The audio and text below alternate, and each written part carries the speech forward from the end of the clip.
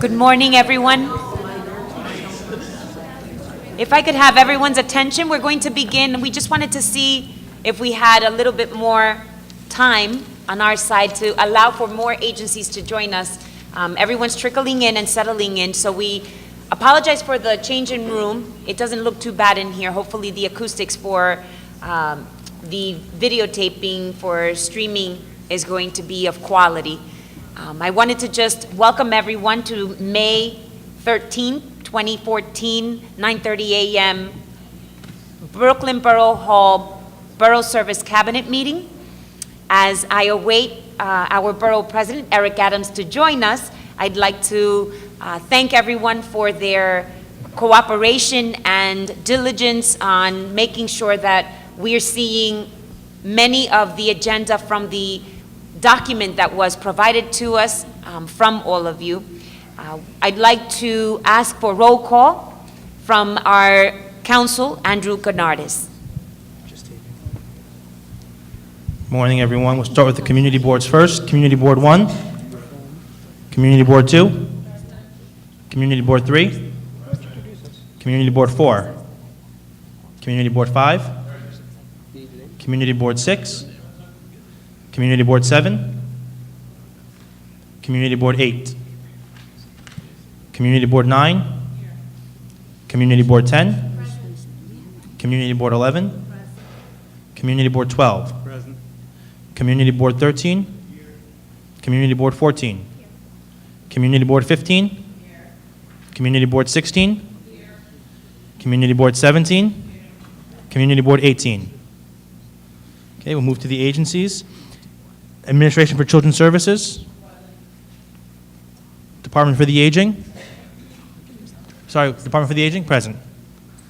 Department of Buildings, Department of City Planning, DCAS, Commission on Human Rights, Department of Consumer Affairs, Department of Design and Construction, DEP, Fire Department, Department of Health and Mental Hygiene, Department of Homeless Services, HPD, HRA, CAU, Public Library, Brooklyn, Department of Parks and Recreation, Police, Brooklyn North,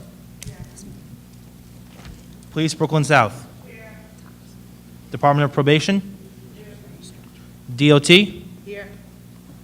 DYCD,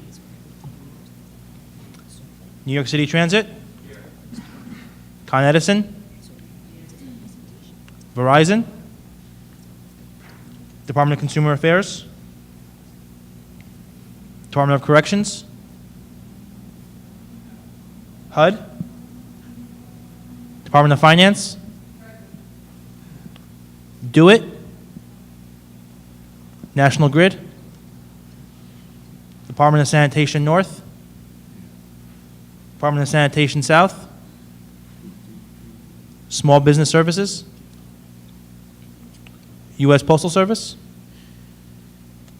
Okay.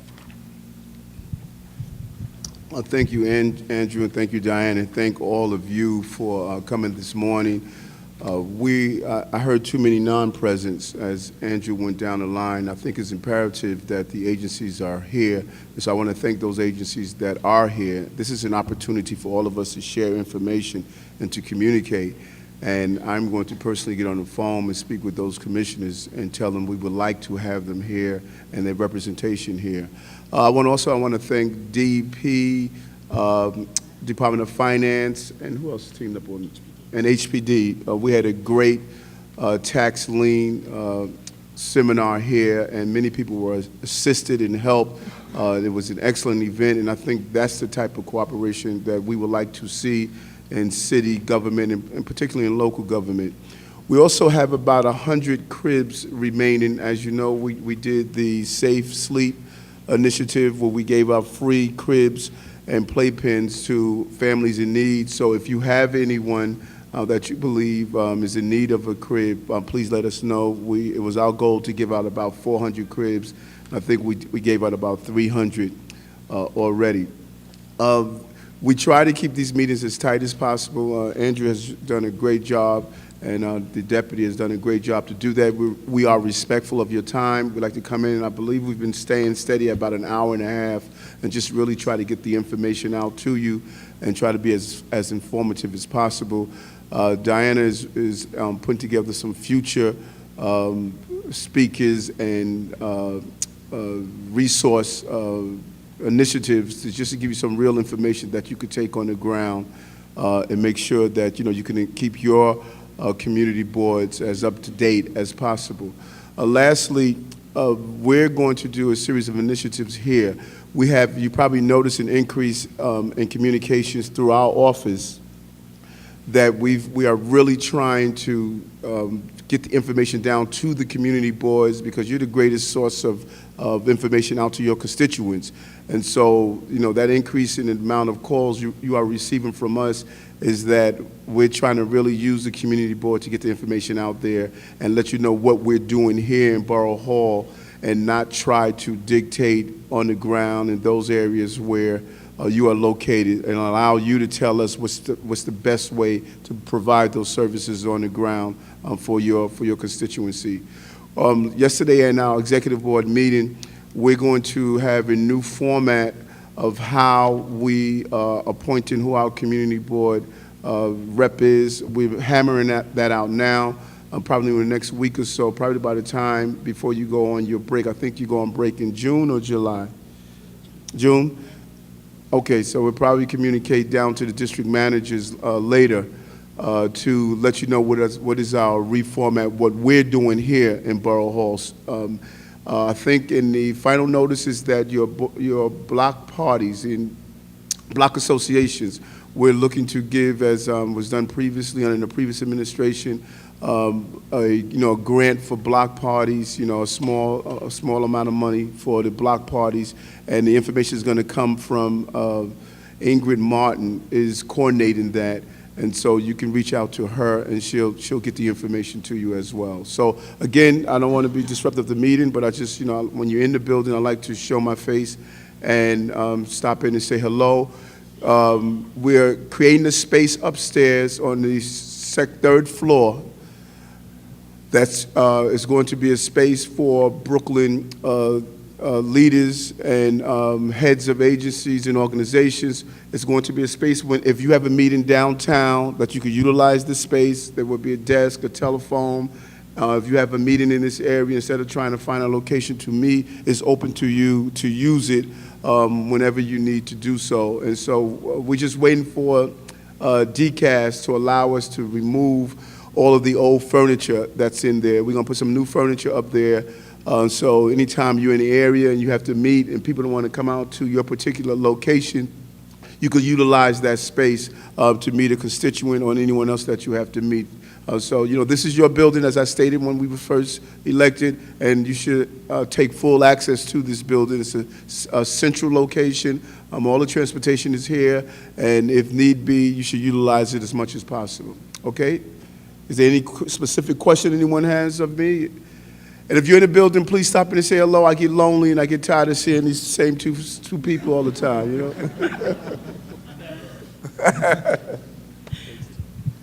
Thank you, Mr. Borough President. I just wanted to recognize for the record the offices of Councilmember Steve Levin, Councilmember Robert Cornegie, Councilmember Vincent Gentili, Councilmember Jamani Williams, who are all present here today through staff. I thank you all.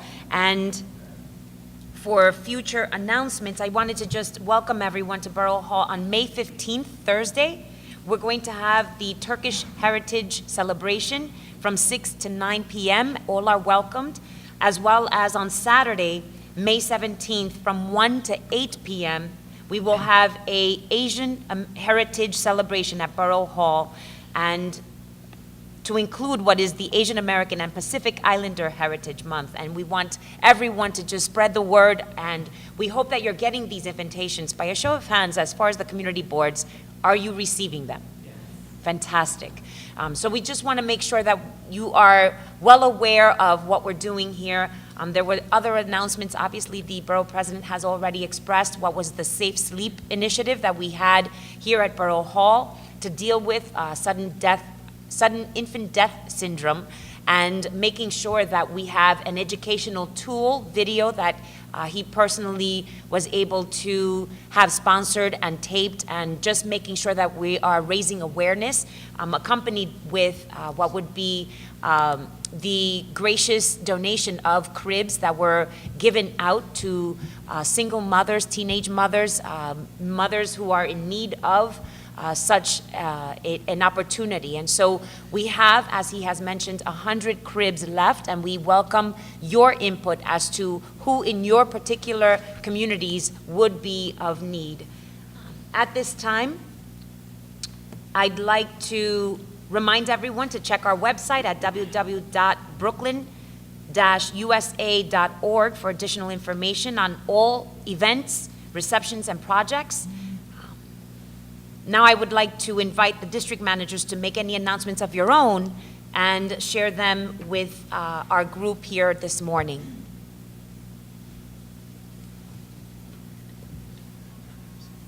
Oh, I apologize. Wait, I wanted to make sure that we have a proper welcome to our newest district manager, Barry Spitzer, District Manager of Community Board 12. And so a round of applause. Congratulations on your new post. And I don't know if you have any announcements as the newbie in town. Just a smile. He's very excited. And we have Community Board 9. I don't know if, okay, if the acoustics here are very good, but if you can try to get the mic, that would be helpful for the videotaping. Okay. Good morning, everyone. Good morning. I just wanted to let everyone know, in case you had to traverse Flatbush Avenue, Eastern Parkway, Empire, Albany, any one of those streets in our district this weekend, there are going to be street closures for Flatbush from Grand Army Plaza, going down to Parkside. There's that's on midnight Sunday morning. That doesn't sound right. But 12 o'clock on Saturday night into Sunday morning to 12 noon okay. The Brooklyn Marathon is on Saturday. That's the 17th and the 18th. And then there is also the Lag Bomber Parade for our Jewish community. That's several streets, Kingston Avenue, Eastern Parkway, Albany, and East New York Avenue. That's on Sunday. So there's a lot of street closings in the district. So if you have to traverse and go towards Canarsie or any of those directions going south in Brooklyn, try to avoid those streets. Thank you. Thank you so much, Pearl. Yes, Community Board 2. Yes. Do you have a mic? Yes, thank you. Good morning again. I just like everyone to know that we have a vacancy in our office. We're looking for a community associate. The notice is out, and I believe applications are due by early June. Fantastic. Thank you very much. Yes. Well, we talked. We heard about the road runners, and it ends in Coney Island. And I want everyone to come on down, have fun. I don't know whether the new roller coaster will be working by this weekend, but get ready for that one. 90 degrees, then down. Rhonda will be, I'm sure, will be in the first car. Chuck, did you already get on it? Did you already get on it? No, they haven't tested it. Oh, okay. You're welcoming all of us to test it. Got it. Duly noted. Thank you very much. Anyone else? Okay. So, I'd like to begin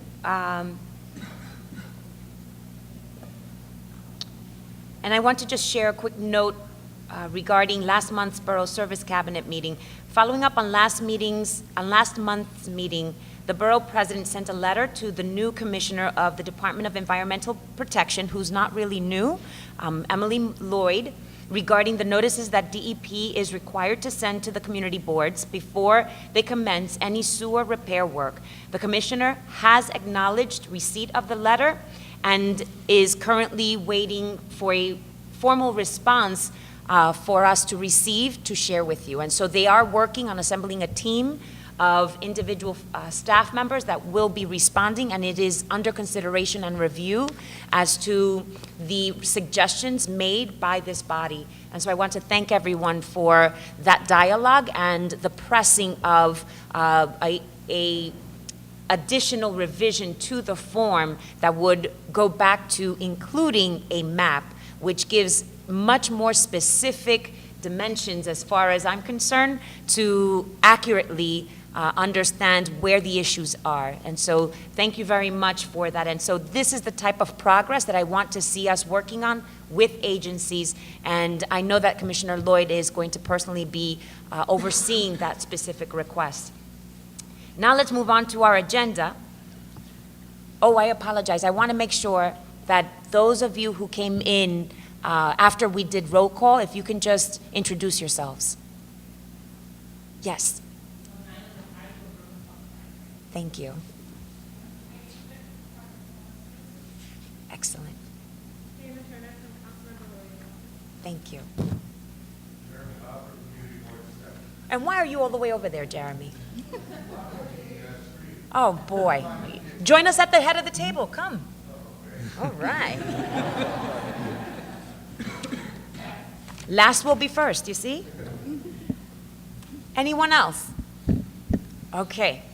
I do want to take this opportunity, because I don't want to forget, to thank the great work of our staff, Anthony and Max. Max is an intern, and I want to make sure that you all understand it's not easy to get the attendance we need here, and so they are doing a fabulous job just making sure that notices are going out appropriately, that the setup and the follow-up minutes, it's, you know, and this is not the only thing that we're working on, and so I want to just make sure that I got an opportunity to thank Max, who's an up-and-coming leader, and Anthony, who is our policy analyst. Thank you very much. Yes. That was a very slow applause, yes. Excellent. Thank you. I just wanted to just raise the fact that our colleague's brother passed away, community board aide Michelle George, and condolences to be sent to board aide's office, 1291 St. Mark's Avenue, Brooklyn 112.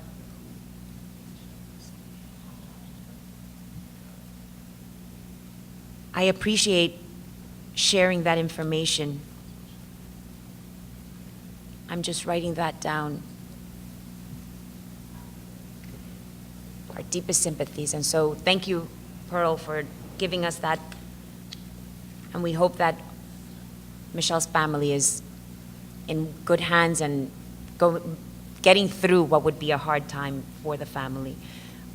I want to move on to our first agenda item, a presentation by DOT on notifications for street work that go through DOT's permit system.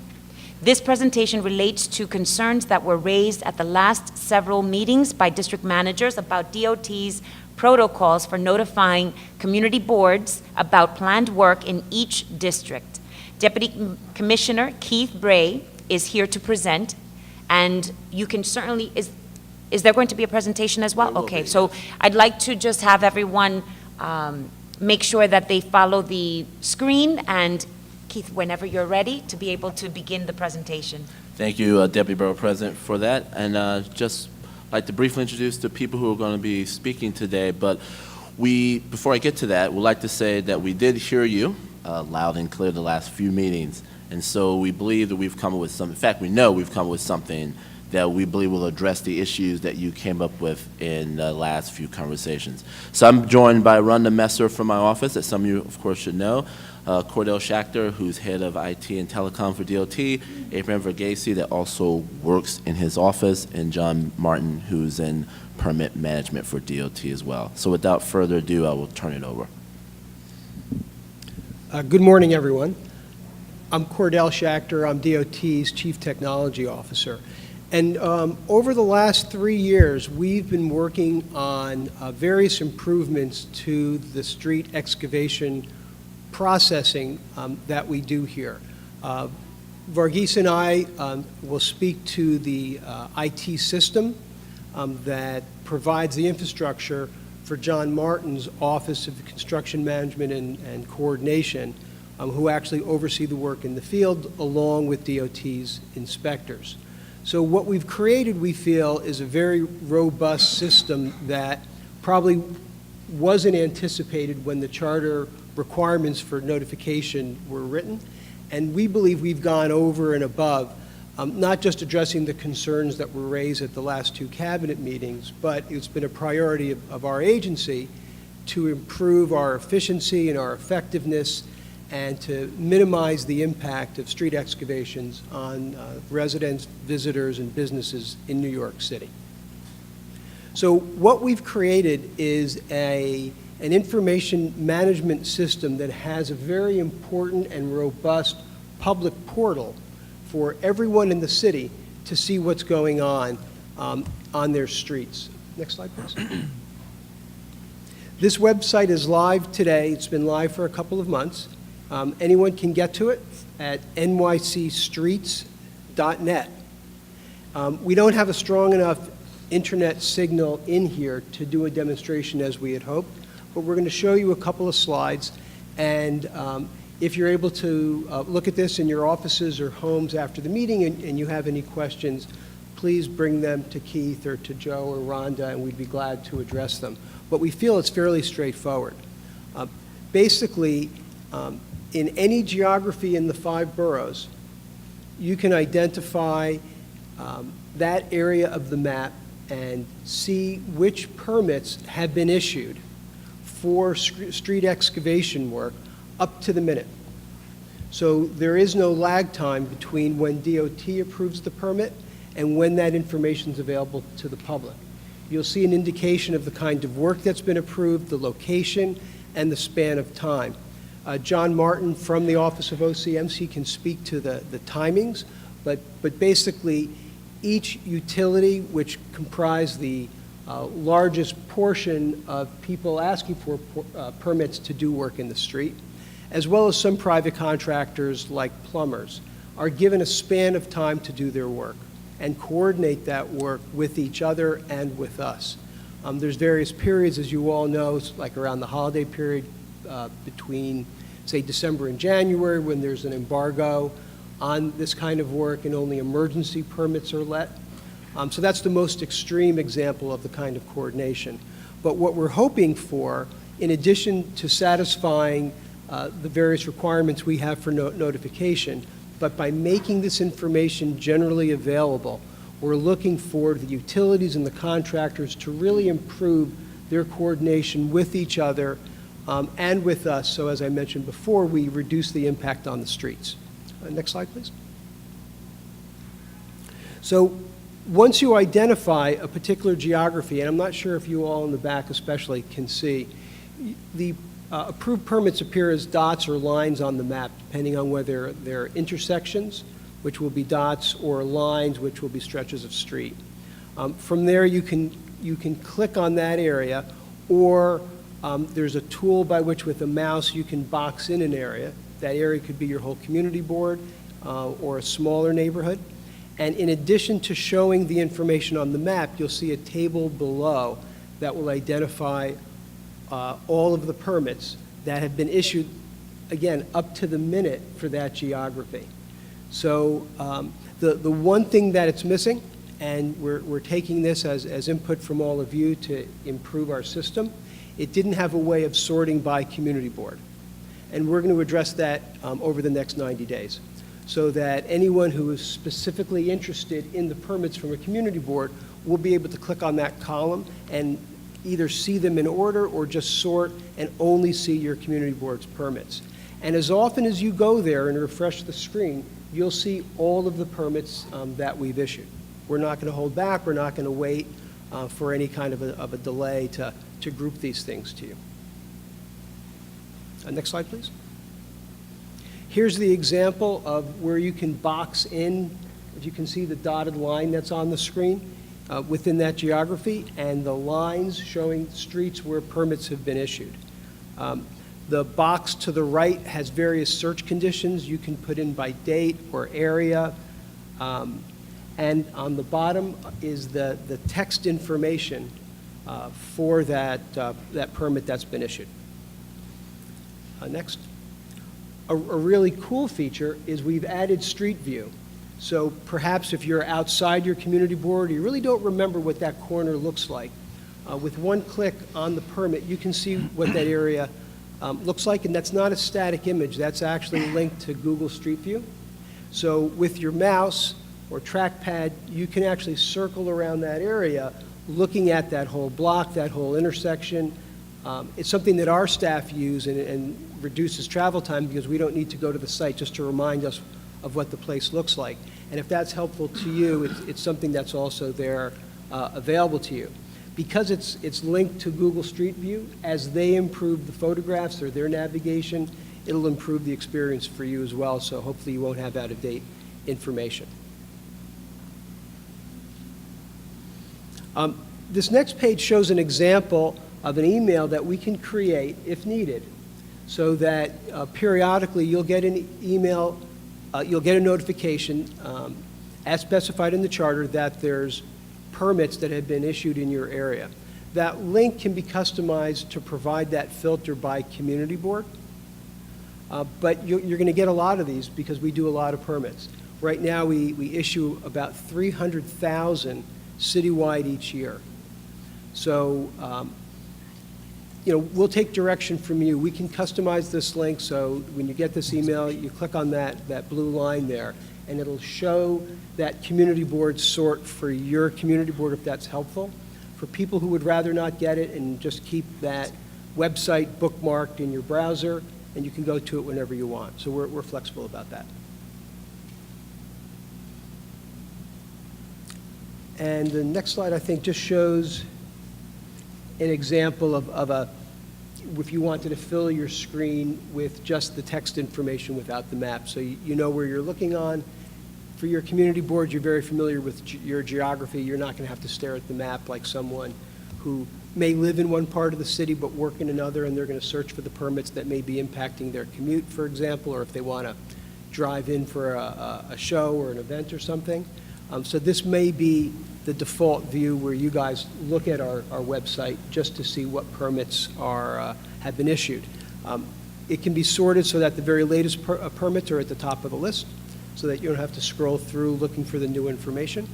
And as I mentioned, the information's live now, and it's too bad we don't have good internet in here, otherwise we could give you more of a demo and take questions right on the spot, but we're glad to take those through Keith's office. Thank you very much, Cordell. I just wanted to understand, as far as this particular tool, how many community boards were aware of this? Okay. So that's a great goal met today, as far as I'm concerned, because I wasn't aware of this either. And just to be able to understand, you mentioned 300,000 email blasts? 300,000 permits are issued. Okay. So depending on how many permits go community board by community board, you could wind up getting dozens or hundreds. And the issue here is not knowing or not receiving. And so I would want to say that receiving is better than not receiving, despite the fact that there's 300,000 being issued. But right now, as it stands, you mentioned the site cannot be sorted by community board just yet. Correct. That you're working on developing what would be that feature. That's right. And so by community board, this being navigable would allow you to have on a daily basis real-time information that you would be able to access. And the second portion is this a subscription, or is this just a matter of accessing the app so that it's more of a proactive approach, or do you send out what would be the opportunity to receive notices by subscribing? So the app is there, and just a little word about our timings. So right now, we're going through a transition from a mainframe-based permitting system to the actual complicated watchworks of what I showed you, is for that permitting issuance and coordination. We've previously had an all-online system for a number of years where our utilities and contractors did not have to come in to DOT's permit office, but they could begin their application process at home on a website, submit the documentation, and if it was sufficient, we would send them a PDF of their permit, which they could print out at their home or office. We're taking it a step further now, modernizing that system from the 20-year-old mainframe system, and this is just the public view to that system. It's in a kind of what we've called a soft launch, where we've identified a number of vendors and utilities around the city who are working with us to make sure there's no little glitches or bugs before we cut it all the way over, which is why we haven't made any press announcement yet. So because this was brought up at this meeting, we thought it would be a good time to pull the curtain back a little bit and show you what we're doing. And we have it up there for the public to use, and we do get some comments on it, but again, we're in that soft launch period. Is Brooklyn the first borough to receive this information? You got it. There you go. See? Now, that I like. So we have other questions, but I do want to just share with you our challenge in Borough Hall is the fact that we have a very, very historic structure, and we're trying to build up our broadband capacity here at Borough Hall. And so part of that challenge as far as you accessing what would be internet use in this room is of particular interest to us as well, and we will be working on that goal and hopefully do it, and DCAS and our private partners in achieving that goal will be possible sooner than later. So I tried to use it on my own phone to see if, at the very least, on the telephone, I could be able to access it, but I was having the same difficulties. So we want to make sure that we support what would be this presentation, and the more you can unveil at Borough Service Cabinet, the better we all are as far as accessing that information, so that we're well-versed when this gets launched, we're ahead of the curve. We'll make Keith an expert. Thank you. So we have, Craig, why don't you start, and then we'll go down the row.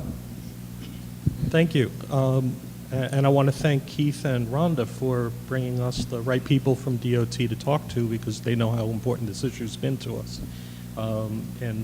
Frankly, this is an exciting system.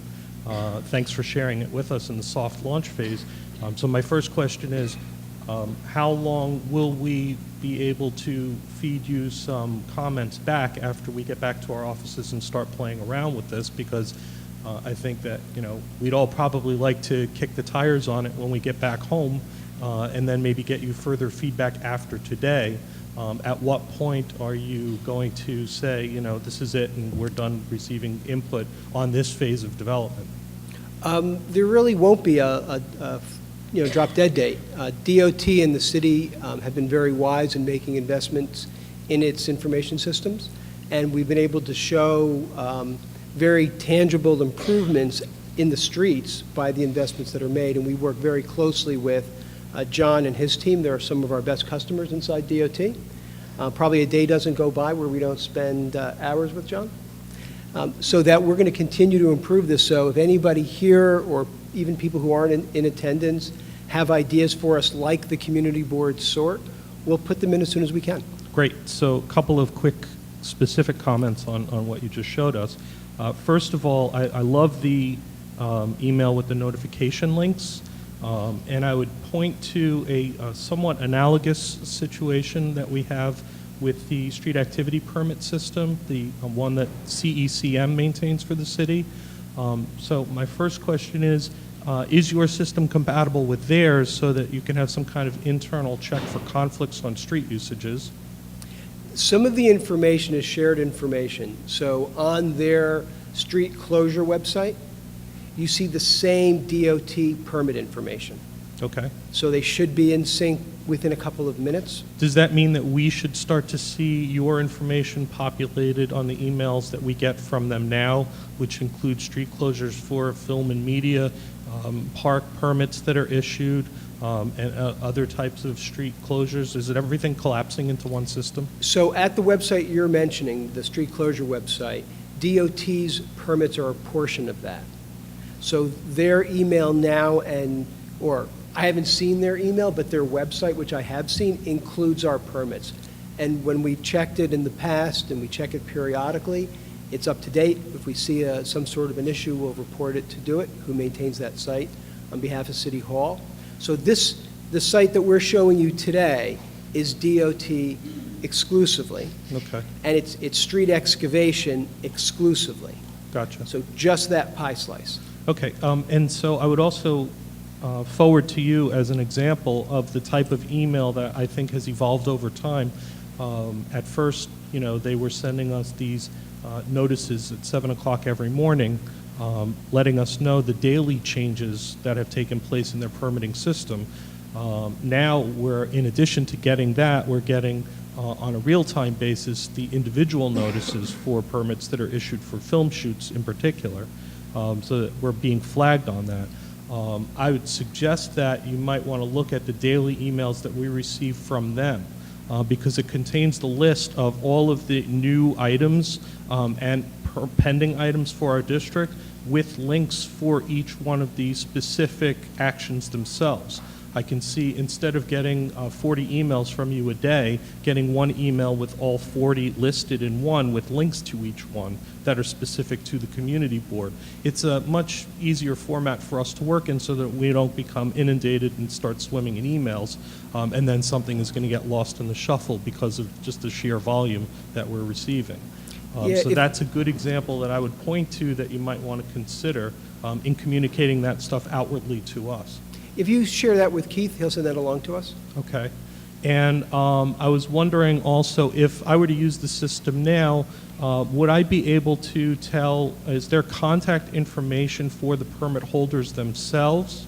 And is there an indication of the duration of the permits that are being issued? Because those are critical information fields that we would need to see when we're looking things up. Phone number? Nobody's there. Is there contact information?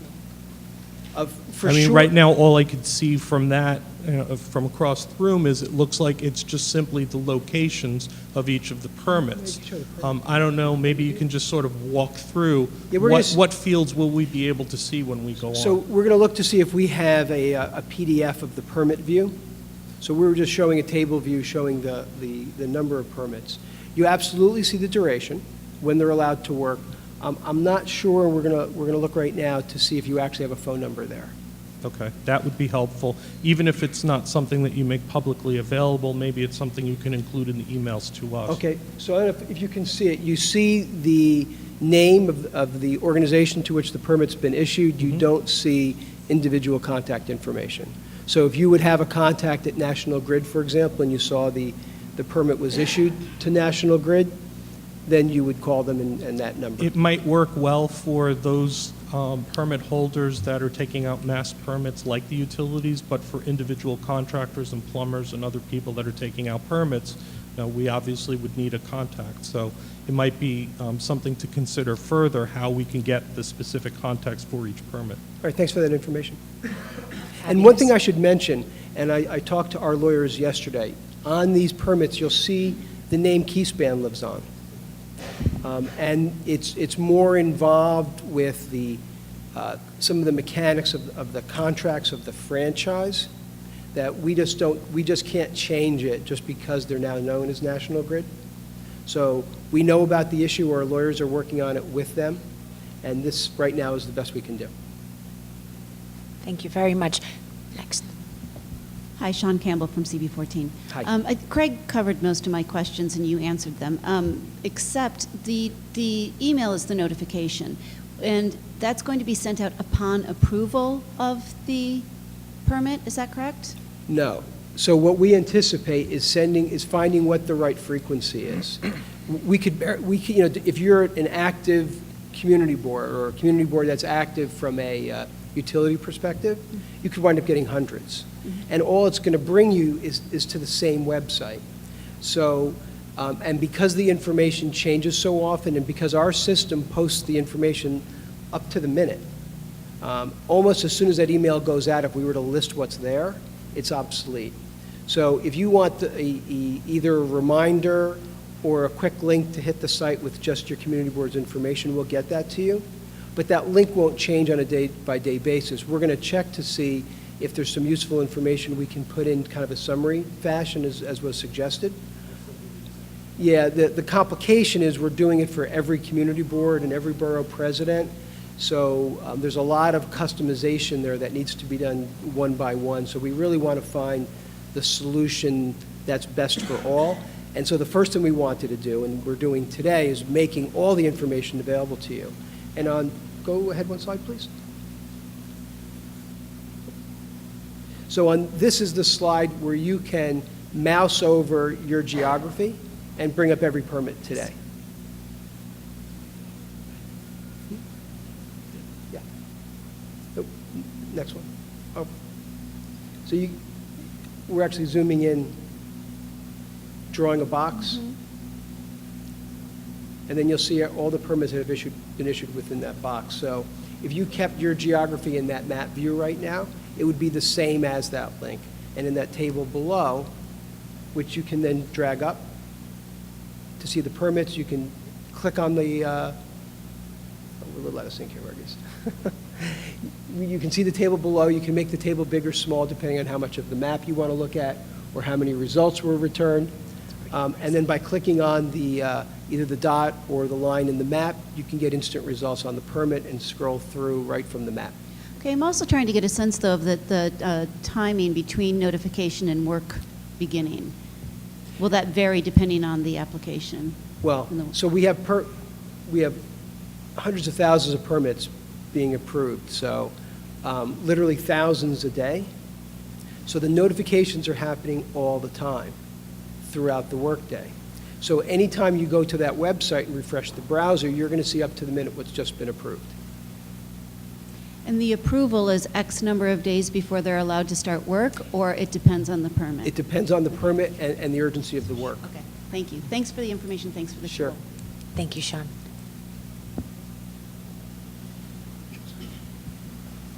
Hi, Josephine Beckman, Community Board 10. Hi. Are the permits distinguished on this system from emergency to a routine job? Like, are they differentiated in any way for us to readily see on the Does it say map? it on the face of the permit? Does it say, yeah, whether it's an emergency permit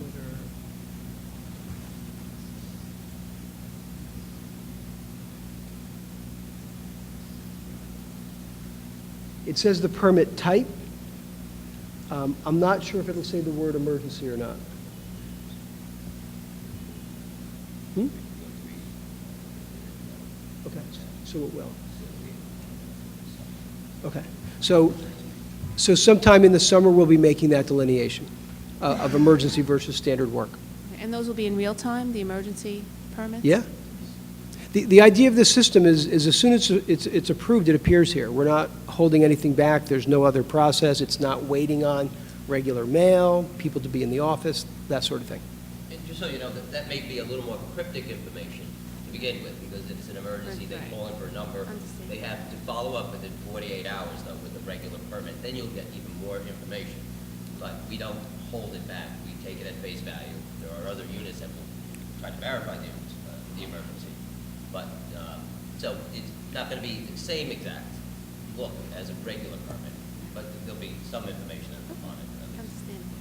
And those emergency, just to piggyback off of what Josephine was asking, those emergency permits are issued where you have a selected contractor or contractors already in hand to be able to perform that work, correct? Absolutely. It's not like you don't have that information to add on to that particular permit for viewing of information. In fact, John's team approves most permits within 48 hours of submission. And the reason why we're able to do that is we have ongoing business relationships with almost everyone who puts in the permits. We've already approved their insurance information, their contact information. They've met all the city requirements to do that work. So when they ask for that permit in the area, John's staff is looking to see that it's reasonable, that there's a work plan, that the amount of time they're requesting matches the kind of work they have to do, and that wherever possible, most of the street stays open so that they don't just, because they have to work in one lane, close off all the lanes. And then we'll also have an inspection team that'll go out there making sure they adhere to the conditions of their permits. Fabulous. Thank you very much. Anyone else? Yes. Yes, now I'm meeting with New York Borough officially. I think this is a message to us because we move forward with our basic work. Now, I don't know if this is a sensible question. Nadine, I'm sorry, just one moment because I think we're not picking up all of your feed. Can you pass that? Thank you so much. Yes, my question concerns the daily emails. However, I'm concerned about when a job is completed, what happens next. In terms of notifying us as to what will be taking place in real time, how does it work in reverse? Are those, when the job is completed, what will we see? After the work ended, those permits will not appear in the site anymore. If you can say your name so that we can make sure we have it for the record. I'm Verghese Abraham from Thank you. DOT. So how it works, the site is showing all the active permits. So it has a work started and a work ended. Once the work ended pass, we are not showing the permit anymore because the work is already done and there's no point in showing that to the public. So also, and I appreciate that, so built into it, this is after inspection, then this work is eliminated? I need to know that. Well, let me, I'll follow up. John, just We give introduce out a yourself. permit. Oh, I'm sorry. We give out a permit. Introduce yourself. Oh, I'm sorry. Thank you. John Martin. We give out a permit for 30 days, and depending on the location, it could be a plumber that only needs to work on it for 3 days. But they have a 30-day window to go in there, and we make sure no one else goes in there at that time. Or we coordinate with them if somebody else needs to get in there, or an emergency. So we can't exactly say when a plumber or Con Ed will be starting the work within that 30 days or ending it. But that's the window of opportunity for them to get into. It's very hard for any company or utility to actually pick out something and say, I'm going to be there tomorrow at this time. So we have to give the industry some flexibility of ordering parts, or they start the work, they discover what they need, they'll have to stop for a day, come back 2 days after they get the specific part or whatever. But definitely they shouldn't be out there working if the end date on the permit has expired. Now, they can come back and ask for a renewal or an extension. That will show up, though, so as yet another active permit, so you'll know it's ongoing there. Or the potential for work is there. It may not be there on a Tuesday when you're looking at it, let's say today, but they are authorized to be out there, but they may not be out there until tomorrow. So that's why I just want to say this is a window for them to be in there. Doesn't mean they're going to be out there all 30 days working. I understood that portion. I'm thinking about when the work is completed. And from the emails that we have received, if it's gone, the emails will be removed then? So remember, the email is going to bring you to the live website where you'll have up-to-the-minute permit information. As of right now, we don't have a feature to show closed permits on the public site. So if that's something that's important to everybody here, we'll take that back to see what we can do and in what time span it would take to do that. and whether that's something that we need to do for the public, we need to do for city officials, community boards, et cetera. Thank you. Sure. And Nadine, if you could just elaborate to answer what Cordell is asking as far as a closed feature is concerned, if you can give an example as to what it would do to your ability as district manager, not knowing whether or not this job was completed and it states completion. Well, because it's new, it's going to be my role to introduce it to my staff, number one, and sometimes some are more computer literate than others. However, for myself, in terms of responding to the people who call me concerning work going on in the street, I would first address this website and find out whatever information is there. However, if there's something that's outstanding based on the complaint that I'm receiving and/or just information for me to share with the people who contact me, I'd like to have it as up to date as possible. So it just helps me in terms of my responsibility of reporting back. Okay, sounds good. We have new hands, and I know that Craig wants to address this particular point. If you could keep it short so that we could get to the people who have not asked questions, that would be fantastic. Can you pass this one?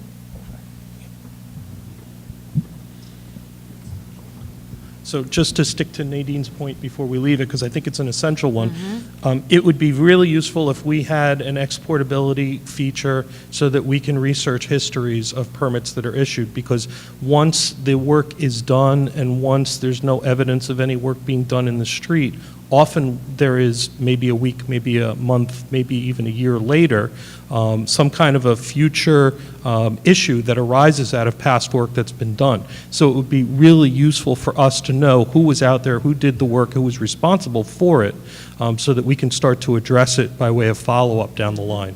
So that's the point that I wanted to make. I appreciate that very much. And part of what I wanted to understand is the aftermath work order and its accountability of what was performed on the street, whether or not, you know, it was done correctly, whether or not it was cleaned up correctly, because I know that the contractors are responsible for making sure they leave the street better than what they found it, and that includes what would be equipment. Oftentimes I see just barricades or, you know, materials just left behind and not discarded, and I wanted to understand if that's what Nadine from Community Board 4 was trying to point out. It's just that aftermath accountability of the work to feed back to what would be the system or personally calling what would be DOT. No, and in fact, that very point about being able to find out who's working and what their allowed days are is the reason why, from the very beginning, we programmed this application to be mobile friendly. So whether you have a tablet or a smartphone, this application will resize itself and resize its menus so that you could walk up on the work, see it, and find out right on the spot whether there's a valid permit. And I understand your point now on the closed permits and why that would be important to you to make sure as members of the Borough President's staff or members of community boards, you want to know that the work was correctly sealed up. And if there was a problem 2 weeks later, like something is sinking in, to let us know. And then when you give us the permit number, you help us, because now we don't have to first find it. I get it. Fantastic clarity. Okay, Chuck.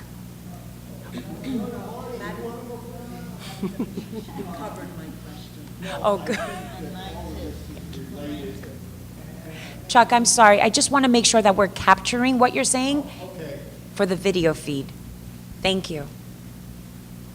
I just, following up on Nadine, Craig, and following up on an EG, on an example, why we need the information as correctly and in time as possible. Pearl mentioned the road runners. It will come down through Board 14, so it will impact Sean. It will come down to Coney Island. The idea is, when the work is finished, we want to make sure that the communication is there so that those special events that are coming down the streets within our communities, that the runners, the bikers, or whatever the situation is, that we're all on the same page, that the street is ready for whatever event is planned, so that communication is continuous and strengthened that way between all of us. But again, going back to something I said before, we're not going to have the street activity permit information at this website. So you'll still need to use the city's website that pulls together our permits, the film permits, as well as the CAC's permits, because we're not going to have that. So that will also be on us to relay to you that we know that such and such is coming. Will that street be finished in time so that it can happen? Otherwise, you get, as with the road runners, you might get... That's a very valid point, Chuck. Yeah. So it's on the reverse side, right? It's not about necessarily the activity that's happening. It's more about the work that has been issued, like a street excavation. Will it be ready in time for that route that includes those particular streets? No, that's great, but I would advise you to use their website, not ours, because on their website, you'll pick up those other issues as well as our permits. And from that website, you could then communicate with us about the timing. You're not going to see different information on our website because it's the same permit displayed in both places. And when it comes to special events, we actually have within DOT a special events unit that deals with that issue. I would So it's imagine- obviously, if it's something like the New York City Marathon, we know it's going on 4th Avenue in Brooklyn, they sweep those permits well before. It's taken care of. And I might add, they coordinate with our office very tightly. We issue embargoes or button up, or we hold back permits in anticipation of it, like in a week in advance. We don't even want somebody starting something and then finding out they have a problem. Correct. So we are on top of that. So But if that- you have exceptions, or unique things, I'm suggesting you reach out to our Borough Commissioner's office. Sure. Who then could send it through the conduits of the DOT units that should be dealing with that, whatever that particular issue is. Of course. I appreciate the sense of clarity there, because it was an important point Chuck was raising, where the coordination, if we don't hear you saying it, we're going to assume it's not going to happen, and therefore, a half-a-thon with Brooklyn streets where there may be or may not be some excavation happening presents a unique and huge liability on the city of New York that I'd imagine you wouldn't want to put the city of New York in. And so I appreciate, you really making sure that we understand there is a level of coordination that is happening to tag what would be all these different components where multiple agencies and intra-agency conversations are happening, so that what Chuck had just relayed is actually being detected, and where there's a need to delay a permit, that delay is also part of the app in reflecting that due to, unless you're not explaining, real-time information that benefits the public, not just what would be government and government officials, vis-a-vis what was just mentioned here in reference to the management of this app and how useful it can be. Could I just also make Yes. one very brief point about closures that I heard as well, and John can elaborate as well. Just because a permit has been closed and is no longer in the system doesn't mean that DOT has no memory of that permit. So I think most of you already know that if there's some contractor, somebody did faulty work, you reach out to our office, we know who they are, we know where they did it, we have inspectors who will look at it, and we will look to make sure they correct the condition. Thank you. Thank you. I just want to add on that too, that actually each registered permittee for our agency has a bond, and it's good for 5 years. So we actually do call in bonds. We first ask them to correct the issue. If they don't, we'll do it ourselves, and they get billed, and the bond actually gets called in. And that's not a good thing for a company, because their Right. insurance prices go up, or they force them out of business. So it's almost like a enforcement on the economic end. Sure. But there are people that don't do it, so there are times that we have to go that route, unfortunately. Sure, and their Vendex gets impacted by that particular issue, or issues if that's presented. Yeah, or we will not issue any more permits to that company, and that's, again, even a harder economic Correct. impact. So it's not common, Right. but it does happen. Right. Thank you. Yes. I just want to Joseph. clarify. So for non-emergency jobs in this system, and I think I have this right, the email notification will be allotted in terms of days. Would we get that 10-day notification? In most cases, like, is your permit requirement before a street is excavated 10 days? Can you, just one moment, can you put up the table? The last slide. So if you had, so this is a static image, and we don't have the community board sort on it yet, but imagine if it did. And imagine this was your community board. Every time you come to this website, you click the refresh button on the browser, and you'll have the up-to-the-minute permits that have been issued for your community board. The email is different. It's a static thing. It has a link that brings you to this page. So the timing and newness of the permits is going to depend on when you come to this page. We can send the email first thing in the morning. We can send it at noon. We can send it at night. We're going to set up the machine to do it, so it's not going to be any work for us. We can send you a notification every single time a permit is issued, but my advice to you is don't do that, or don't ask us for that, because you'll get buried with identical emails bringing you to this website. So if it helps to have a daily reminder, great, we'll do that for you. But I think most of you, when you start using it, if you're in a community board that sees a lot of this activity, it may be the first thing you look at in the morning. And you won't need the email because it's going to be the first bookmark on your browser. And you or a member of your staff is going to get good at it, and you'll know where to look for the various information. And then what we're eager to hear from you is how we can make the system even more helpful. But I have a feeling, like right now it's new, you think you need a notification, but down the road, it's going to be, what other features could we put in that'll help everyone manage the activity in the streets better and lessen the impact? Yes. What is the lead time that the applicant has to file the permit? It depends on the permit, so If it's not an emergency permit and it's planned work, what is your requirement before the applicant starts work? John? Well, we'll see what, they'll ask for a date. Obviously, if it comes in the morning, in theory, they could start later that day, if it's before 12. But that's usually not the case. Usually it's within a day or two, sometimes it's a week ahead. But we're the last step in a process. Sometimes they have to go to get authorization from a utility to work, or another agency, DEP or DOB, to get this. So we're the last gatekeepers to say, okay, you have all your paperwork in order, and you want to start now or here, and you're not in conflict with something else, go ahead. We don't try to delay them, because that causes other issues for not just that contractor, but the people they're working for. It drives up costs for everybody.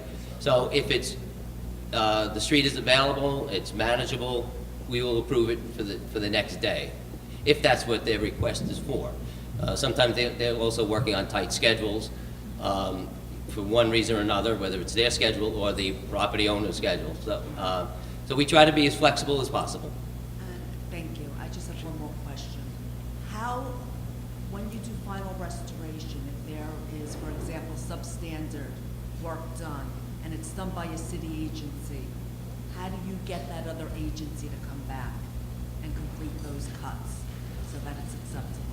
I think that's for Keith. Well, when you do it with a contractor, you go through vendets and there's a bonds, but when it's another city agency, how do you get them to come back and do that work? Well, we try to, I think most part, we successfully work with them to say, the work that was done at this location wasn't up to city standards, and can you correct it? I admit there are very certain circumstances where there's a little bit of back and forth between the agencies. That does happen at times, but I think for the most part, they're resolved once they come to our attention, and we can talk to the right person within that other agency and get that problem So resolved. I'm going to send you a list if that's okay. That's totally fine, Marty, not a problem. I think they both touched on that. That's shown. Can you use the What I microphone, think- Larry?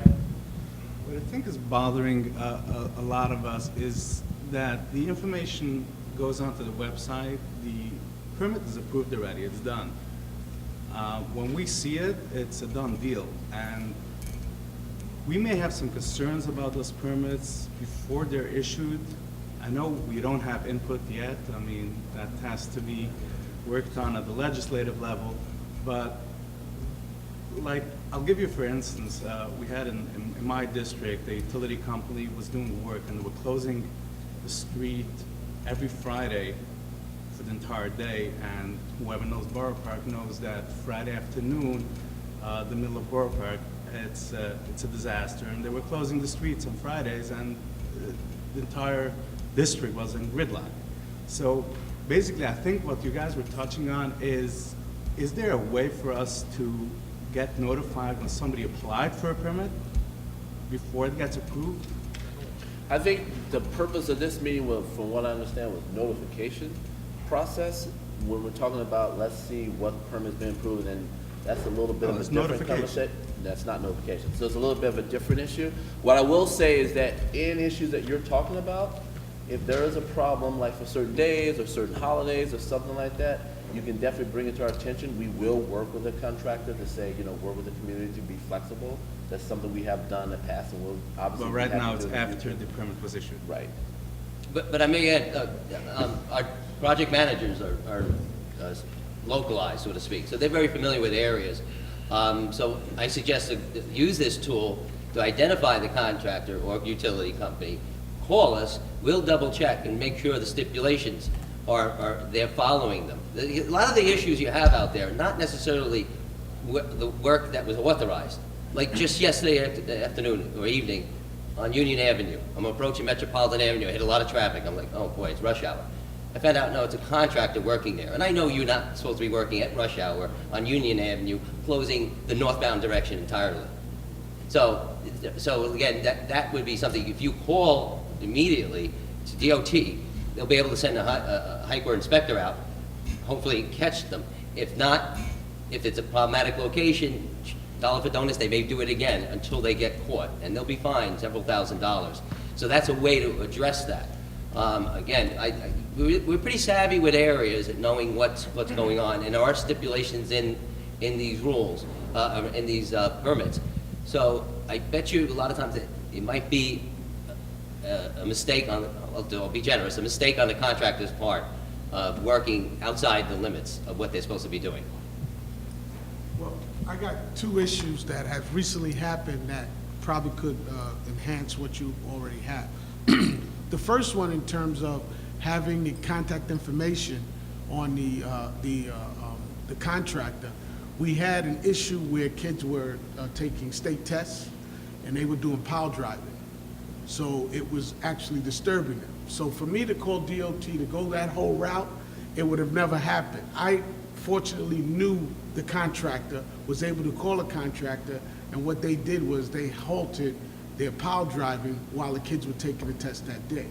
So things of that nature, nuances that may come up, that if we had the contact information, it would be very easy for us to get things resolved that really doesn't have to go through DOT or take a whole long process.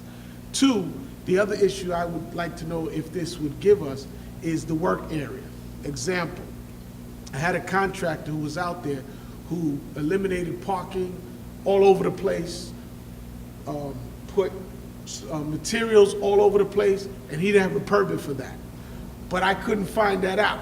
So will this be able to? If not, can we add that feature?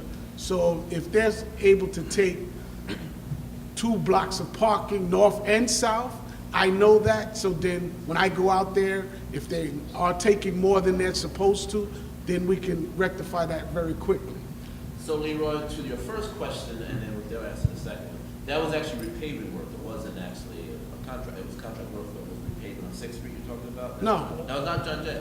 No. This is totally different. It was a private, this was, when we're dealing with city agencies, we have a liaison, we can go to them. But when I'm talking about a private, totally private development, okay? It was a housing development. They were doing pile driving. And basically. Within the property line. Right, and the school was, you know, a couple of blocks away. So the school called us and said, listen, our kids are taking state tests, can we get that to stop, okay? If I would've went through you guys, it would've been gone and passed. The test was over. But it was easier for me because I knew who they were, I had their contact information to call them up, and they were very amicable in terms of being able to stop. Now, that's not gonna happen all the time. But if I had that, if I have the contact information, when things like that come up, I'm able to work with them. Also, like you were saying, you give them a permit for 30 days. We don't know when they're gonna start. Sometimes if we contact them, they may say to us, you know, we're probably gonna start next week, or we're gonna end the week after. So the relationship that I have, not only with the city agencies, but with developers or contractors, is very important to us. And we can get information usually from them that maybe that you guys don't even have exactly when they're gonna start. They may give it to us because they know at the point of my contacting them. That was the whole issue that I'm talking about in terms of if we can get the contact information. It may be something that only we can see and not the general public. Yeah, we've heard you loud and clear on that. Right. The other thing is the whole idea of what space they allocate for themselves when they are out there doing a job. Work zone areas and different things of that nature. So will that be a part of the information that we can get? Not initially, but we're going to take that back to see if we can get it added. To expand that, the work zones are actually quite helpful because often they do want to take advantage of a permit and expand their own interests at that location. But it would also be helpful to know if there are any additional stipulations to their permit. So if we know that they're only supposed to be working from 8 a.m. to 3 p.m., that if they're out there at night, they can't just say, well, we have a permit to work out here. So it's work zone, but it's also stipulations in general. That's useful information for us to have. And that's where that information is? Yeah.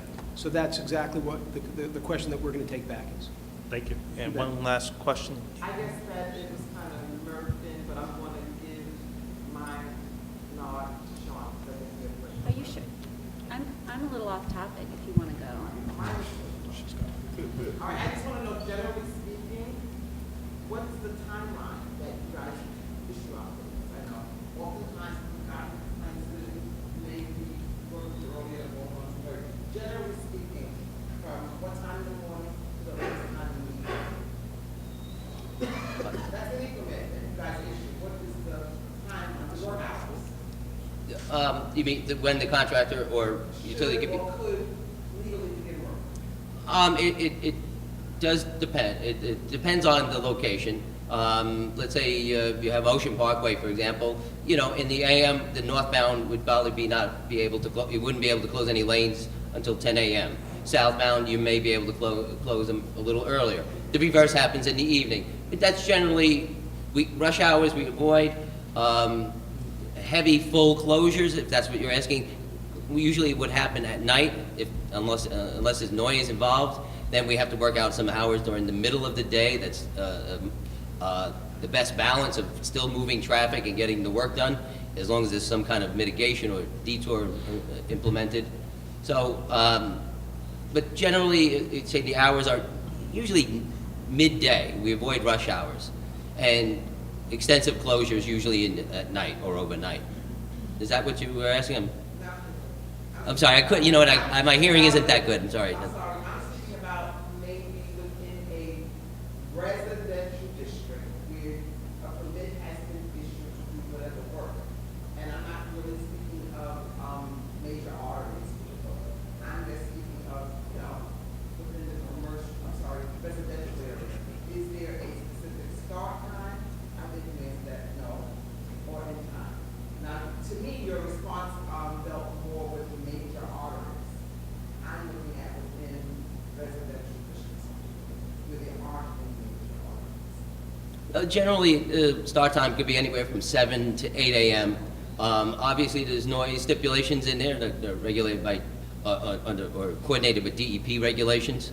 So yeah, if you have a permit, you can close lanes maybe at 7 o'clock on a residential street, but you won't be able to make noise until a certain time. And that is Usually after 8 is usually, yeah. Okay. Sean, final. Thank you very much. Thanks to Borough Hall for organizing this, and thanks to DOT for being responsive. I think you've heard concerns, and I think you'll get additional feedback, and we appreciate that you are taking that back. And I am grateful for it, but the street openings was really only one of the concerns that we had expressed to DOT, and so we're hoping this is just a step in the right direction with notifications. We had also asked for information on when jobs are complete, when service delivery requests have been not just acknowledged and planned, but those have been completed, because we have lists of from speed hump installation to street sign replacements or new street signs. We don't always get when the job is done, and other than going out in the district, which I do with my little DOT list to see what's been done, like this has been hanging out in my database for a long time, let me go check it out. I do that sometimes, but I find that a lot has been completed. The complaint could have been closed. So I hope that this is just the beginning of dealing with all these other issues and putting in putting in more really good systems that this seems to be to get the rest of those questions answered as we move forward. Well, again, this was for street openings only, mainly because there was something that was pointed out by, I believe, Craig at the charter. So that's what we're responding to. I think for these other things, we have to have continued conversations about how we would notify you about things like street light signs and other things you're talking about. But if I can add one thing, so we have lots of different things in the kitchen, right? So this is almost ready to eat. When you give us feedback on this site about how easy it is to use it, the kind of information that you want to see, especially from a DM's perspective, we can apply that across these other things that we're doing. And if you keep in conversation, as Keith suggested, about your concerns in these other areas, then as these other things are being prepared, we can include the feedback that we've gotten here and apply it more generally. And just a final comment, and I think this looks like a great system. I think based on some of the feedback comments, a lot of the people here would agree. So to be clear, and I think this goes a long way in the right direction, the charter does require, before anyone opens up the street, 10 days notice filed in the community boards and the office of the borough president. So there was a comment made before about how you can file a permit at 9 o'clock and be out there on the street later on that afternoon. That would be in violation of the charter, because the charter specifically says no one can touch the road until that 10-day notice is filed in both the borough president's offices and the community board offices. And I understand we need to be flexible, we have to find a system that works for everybody here, but that was it's that specific charter provision that was driving all of the concerns that led us to have this agenda item today. And so I don't know if the website is the cure for that, or if it has to be really looking at how the permits are being issued or approved internally, but that is what some of the questions I was hearing today are related to, is that lead time notice that we're required to be following. Well, so one message that we really want to get across is we're not looking at the letter of the law and saying, okay, we'll tell you, after this certain amount of time, because that's what the charter says. The charter didn't anticipate a website. The charter didn't anticipate that we could make live information available to everyone literally the 2 minutes after it's approved. And we're not holding back. We're going to make that available. What the charter also didn't anticipate is we get calls from utilities about steam lines and water main breaks, and people have to get out there very quickly. So I'm sure no one wants to place the public in additional hazard while we go through these things, and DOT takes responsibility for overseeing that work. As we said today, as soon as we have it in our system, it's going to be available to you. As John mentioned, as time goes on these emergency jobs, as we get details and they're filled in, they're also instantly available to you. We're not putting stuff in the mail, we're making it available on the website. So what we need you to do is work with us a little bit, help us design a system that meets your needs at a community board level. We have good input from John's team. They're the primary customer. We also try to paint with a kind of a broad brush what we think the public would be interested in. You're going to give us more information about that in terms of your constituents. And by virtue of the fact that you guys are going first, because you asked the question, maybe some of your comments will be ahead in line too. So I'd rather not debate the charter at this point, and I'm not the lawyer to do that, but we're really doing the best that we can We're trying to obey the spirit of what was intended, and I think even going beyond what's required. No, and to that point, I think you're absolutely right. And so as you consider the feedback heard today, especially about the process questions that were asked, we just ask that you keep that charter provision in mind when thinking about processes and how to really have that two-way dialogue with the community board offices and with the borough president's offices moving forward. So that was what the spirit of my comments were geared to. I might add to something. I've been around a long enough time to remember some of these things. I've been working in the permit section for about the last 10 years, and 37 years with DOT. That charter, when that was written, that language, I mean, the number of permits were probably around 40,000 a year. But what's evolved over the years is really the big projects really do get reviewed by the community board. And the larger DDC projects, the milling resurfacing schedule. So those big items get caught. What was not anticipated was this electronic information age where a plumber can get in and do a very localized job very quickly. That would become almost unwieldy to have you guys review with 10-day notice. So it's like we've come up with this best blend over the decades to meet the overall idea of that language in the charter. Absolutely, and you won't hear me trying to say that the charter is the most up-to-date governing document we have, so I completely understand that. So thank you very much, DOT, for presenting today. And on behalf of the Borough President's Office, we thank you for coming to us with such a good and detailed and thoughtful presentation. We're going to move on to our second agenda item, finally. And our second agenda item is a presentation by the Centers for Disease Control on the National Health and Examination Surveys, NHANES. Presenting will be Dr. Catherine Porter, Director of the Division of Health and Nutrition Examination Surveys at CDC. Dr. Porter, it's all up to you.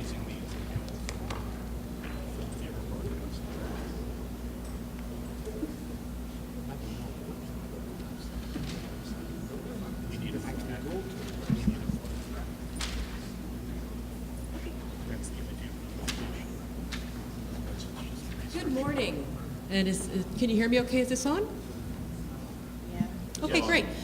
So we're going to switch from transportation to health, and I hope that'll be an enjoyable switch. Good morning to all the community board representatives and to the agencies. I'm delighted to represent the Centers for Disease Control this morning. If you allow me, I'd like to also introduce two members on our team, Mr. Jack Powers, Mr. Omar Bordado.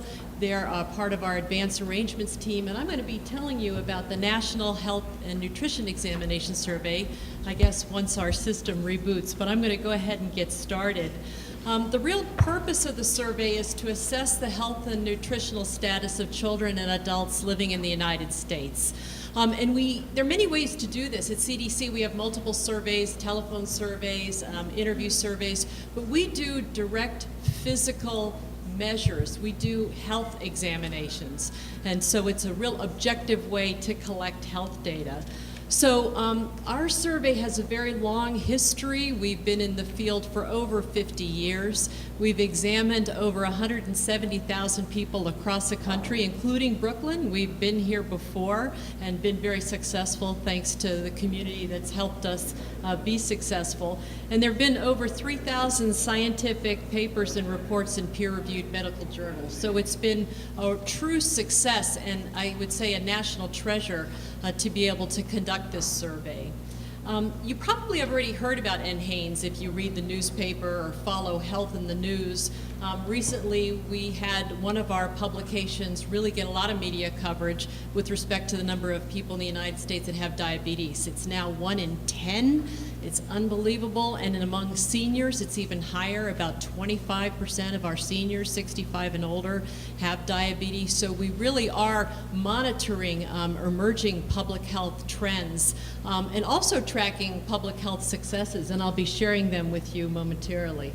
Let me just advance to where I was, the news.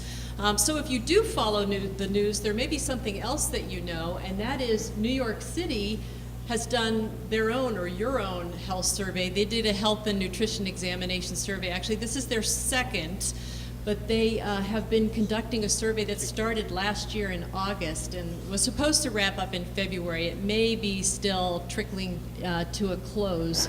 but they had an objective of interviewing and examining 3,000 New Yorkers, and these data have been extraordinarily valuable to New York City. But I just want to impart to you today, what we're doing is the national study, and Brooklyn is part of the national study. So let me tell you, how is it that we collect our data, and how important is your understanding of this as community board representatives? You know, we start with dividing the whole country up into counties, and we select 15 to work in each year. So Brooklyn has been selected to be part of the 2014 National Health and Nutrition Examination Survey. So once we're in Brooklyn, we're going to be selecting segments, 18 segments. These are neighborhoods, and many of them will be in your communities. And within those neighborhoods, we select households, then households, we select people. So it is a statistical sample. We just don't put an ad in a newspaper for people to come volunteer. We have statisticians that have laid this out. And just in terms of what a participant may expect, they're going to get a letter addressed to their home. Their names won't be on it because we don't know who lives there yet. And once they receive the letter, that'll be followed up by a direct doorstep contact by our field representatives to find out who lives in the household, their age, and race and ethnicity. The computer they have will make the final selection of who will be in the survey. Once they're in the survey, they'll be invited to complete an in-home health interview. They're asked about health conditions, about doctor visits, about what prescription medications they're taking, and supplements. Many of us are taking supplements. Then they'll be invited to our exam center. I'm going to show you a picture in a moment. We'll do health exams. We'll collect biologic specimens. The specimens will be analyzed in labs across the country. The data will come back to us at the National Center for Health Statistics, and we'll be giving the participant a report of their examination findings. So it starts with a household contact. You need to be aware of this because there will be representatives from our survey in your community knocking on doors saying, oh, do you remember getting a letter about NHANES? And they may be selected, and they may agree to have the representative come on in and start the health interview. And again, this covers a broad range of health conditions. But this is the Mobile Examination Center where we will be setting up. And I was so interested in hearing the talk on permits because our team right now is trying to get a location to get permits. We need water, sewer, electricity, high-speed internet. So once we get it here, we'll bring it to Borough Hall. So we've got 4 trailers here. Let me give you a tour so you can see what your community citizens may be expecting. There'll be good signage about where to enter the mobile exam center. There'll be a reception area where they'll be welcomed, and they'll be asked to change into this fashion-forward examining wear. I do watch Project Runway. It's exciting for me to be in New York. So it's a top paper tunic and pants. And then they'll go through the exam center where they'll have their blood pressure taken. At the top right, there's a muscle strength test, a grip strength test. And that device here, oops, I went too fast. On the bottom right is a physical activity monitor. Our participants are asked to wear that for 7 days so we can see what type of activity they have over the course of time. We do body measurements for height and weight so we can track overweight and obesity. The center picture is a dual X-ray absorptiometry. This gives us bone density of the hip and spine so we can track osteoporosis and osteopenia. And lastly, we can get a whole body images to really determine percentage body fat. Here you're seeing some rooms we have for private interviews. We are called the National Health and Nutrition Examination Survey, so we ask people about their diet and what they've eaten. And you can see we have a number of food models. If somebody said they had cereal, they can show us a bowl with how full it was. So we really drill down to understand total calories and macronutrients. And finally, on the bottom right, there's some questions that are too sensitive to ask in the household, sexual orientation, drug use. We ask that in private in the mobile exam center, so we do some interviews there. We have a dentist that does an oral health examination, and finally we have a laboratory. We do blood, urine, and swabs. We process most of the specimens in the laboratory, but the specimens are shipped out across the country for analysis. We do assessments for environmental toxicants, infectious diseases, nutritional biochemistry, so it's really quite comprehensive.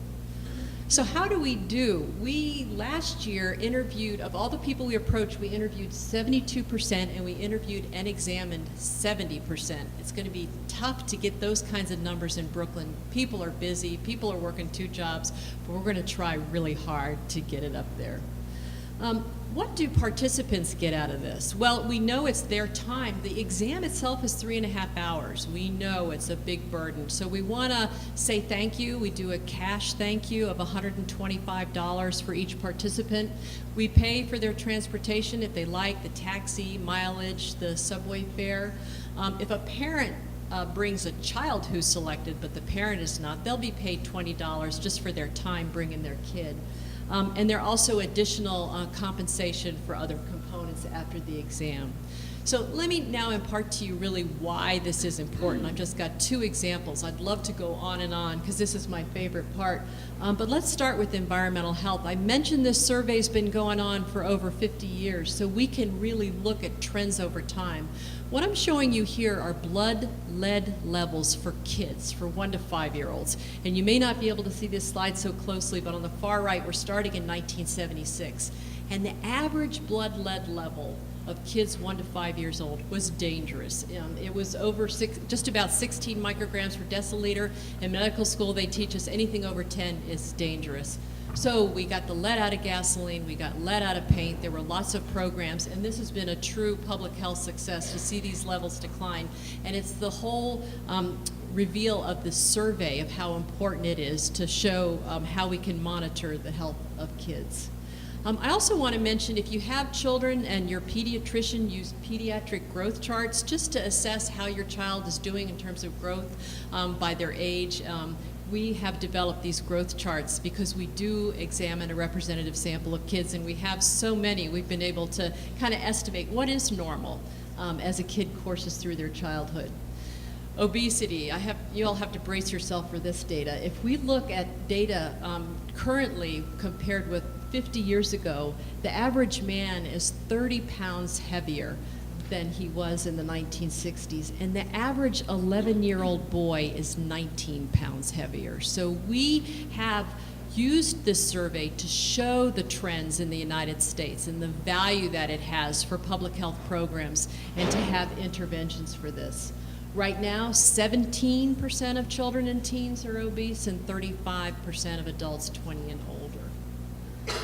Secondhand smoke. I just want to show you this slide because we have a blood measure that can tell us if a non-smoker is exposed to secondhand smoke. It's called cotinine.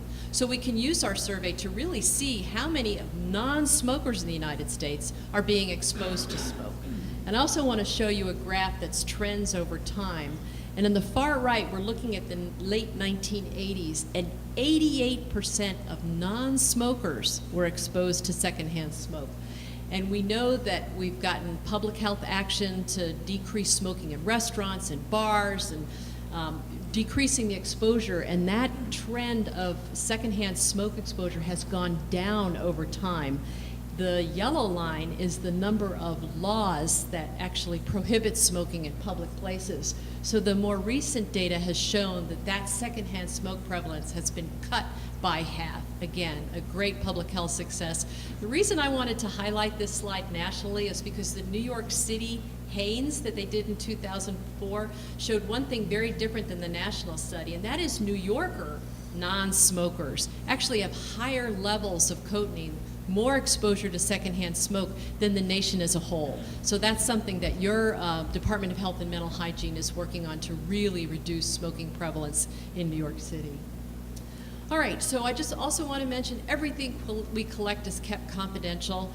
So if we were to ever disclose anyone's identity or their health information, we'd have a fine, we'd go to jail. We really do respect our participants' health information. So when are we going to be here? We're so glad we can now talk to you in May. Our local office will open here in Brooklyn on the 5th of August. Interviewing will start on August 9th. Our mobile exam center will open with an open house that you all will be invited to if you'd like to come on August 29th, and we'll begin our exams on August 30th. We have about a 6-week exam time, and we will finish up October 7th. We hope to interview and examine 420 people in your beautiful borough, and we hope that we're successful. Just want to say that NHANES is the principal source of clinical health data for the nation, and that Brooklyn is one of our 15 sites for this year. and we appreciate really your help in making this a success. And I'll be happy to answer any questions you may have. Will the information from, will the information from the exams be given back to the participants? It sure will. It's about, actually, it goes in several processes. The day of the exam, they will go home with a preliminary report with their height and weight and blood pressure and complete blood count. Then, if there are any lab values that are extraordinarily abnormal, we, out of our office, send a letter immediately as soon as we know that something's high. And then 4 to 6 weeks after the exam, the participants get a comprehensive 5 to 6 page report with everything, all of their findings. Yes. Just on the segments, you said counties and segments. How are the segments geographically defined? Are they within census tracts? It's a block group. It's within a census tract, and it's a block group. That is the definition of a segment geographically. And our office will be reaching out to all the community board representatives where we have segments in your community, so we can work directly with you about where we are and what we might need in terms of translators, what we might need in terms of community outreach, the elderly, special populations. We'll be working directly with you. Those segments, though, may overlap with more than one community board, correct? Oh, yeah, They're the not block they're not groups are within- individual. There are Yeah. 18 individual block groups throughout Brooklyn in multiple communities. Thank you. Yeah.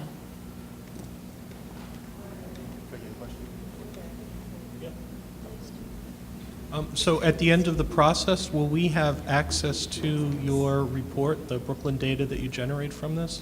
Yeah, good question. We get that a lot. The study is designed to really produce national estimates, and residents from Brooklyn are part of the national sample, and we do publicly release data for the national sample. If you were to just look at those residents from Brooklyn and analyze those data, it would not be representative of Brooklyn as a whole. Unfortunately, the study wasn't designed that way. But to answer your question, any researcher who would like to look at Brooklyn would have to come to our center in Maryland, our research data center, and actually analyze the data there. Because of our confidentiality provisions, we can't hand the data over to you, the raw data. I guess since the work that we do is traditionally and primarily done on a hyper-local level, and we analyze our services based on community district boundaries, I would be most interested, for example, in seeing the tabulated data so that the confidentiality is preserved for any segments that are in or overlap with my district specifically. Right. I'm less interested in the national trend, but I am interested in comparing my segment to a national trend. Of course. And we do have a research data center where if you could free up somebody to come analyze the data to aggregate it, because we wouldn't be doing that for you, but certainly you would have access to it. And I wonder if the Department of Health is still here. I know when they do their New York City version, there's probably more data for Brooklyn neighborhoods than the national survey. So you probably get a better picture from health and mental hygiene than you would from CDC in terms of what the Brooklyn stats show. Absolutely, especially in terms of sample size, because we just have 420 people from Brooklyn, but the New York City Hane's going to have 3,000 from the city total, so it'll be more representative. I was just curious, if someone was found at normal levels or something, which is totally out of range, after you inform them of that, is there any follow-up? Oh, we will be working with the New York City Department of Health and Mental Hygiene to identify clinics throughout Brooklyn where we can actually encourage them to go for follow-up. I have to say a lot of our participants have their own doctors, about 80% have their own physician where they would go for follow-up, but we try to always make sure that we have a list of clinics available where we can help them get follow-up. Thank you. Click back to the dates previous. Oh, yeah.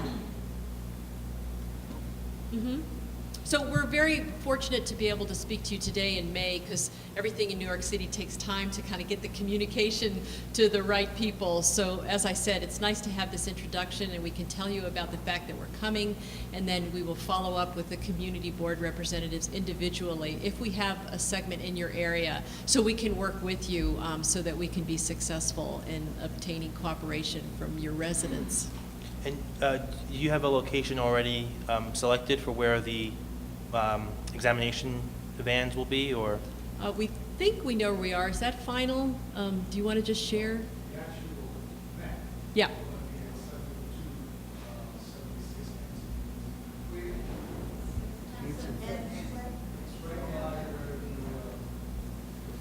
So you said the address was 72 Hanson Place? 72 Hanson Place, you said? 72 Hanson Place, right by the clock tower. Okay, terrific. Are there any other questions? Okay, well, Thank you so much thank for you your very much, time. Dr. Porter. Okay, well, that concludes our 2 agenda items for the first half of the meeting. Just kidding, guys, just kidding. Just kidding, come on, Tuesday morning humor. Before we all disperse, I just want to ask, do any agencies or other guests have any announcements they'd like to make and share with the group? Thank you. And if anyone has any other topics or they want to present at future Borough Service Cabinet meetings, please let us know. Our next meeting is on Tuesday, June 10th, and we are now adjourned. Thank you, everybody.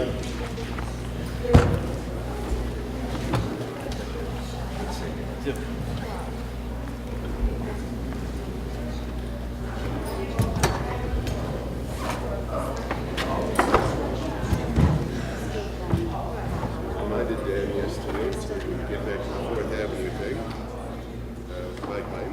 So